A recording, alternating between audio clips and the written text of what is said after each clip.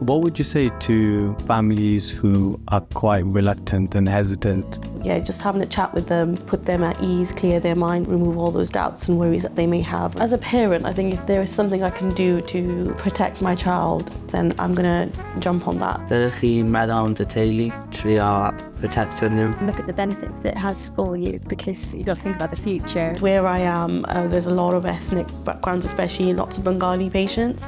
I've had a lot of Bengali mums come up to me and ask me, is it important? I don't think they understand. There's a lot of research that goes into them. In the Pakistani community, even my own household, I was trying to explain to my family members, being a medical doctor, working as a GP, being on the other side of things, vaccinations are safe, they're effective, and they save lives. Mae mor bwysig i rhannu'r gwybodaeth yma fel bod nhw'n deall y pwysigrwydd o cael y brechlynnau.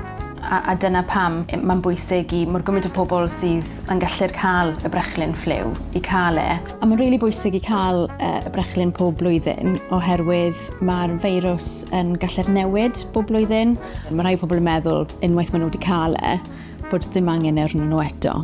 Getting flu with diabetes is dangerous. If you do get really, really ill, worst case scenario is pretty serious. Yn yr ysgol, maen nhw'n cynnig nasal flu vaccination, ond mae'n cynnwys pork gelatin, felly dwi angen mynd i'r doctor i cael ei injection.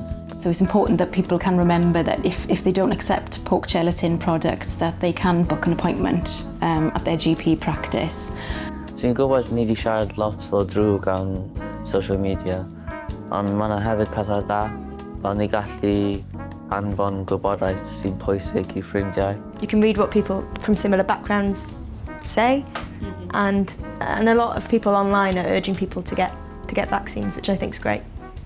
Am fwy o wybodaeth defnyddiol am frechlynnau'r gaeaf, cerwch i'r wefan Iechyd Cyhoeddus Cymru, neu siaradwch gyda'ch meddyg teulu neu'ch nyrs.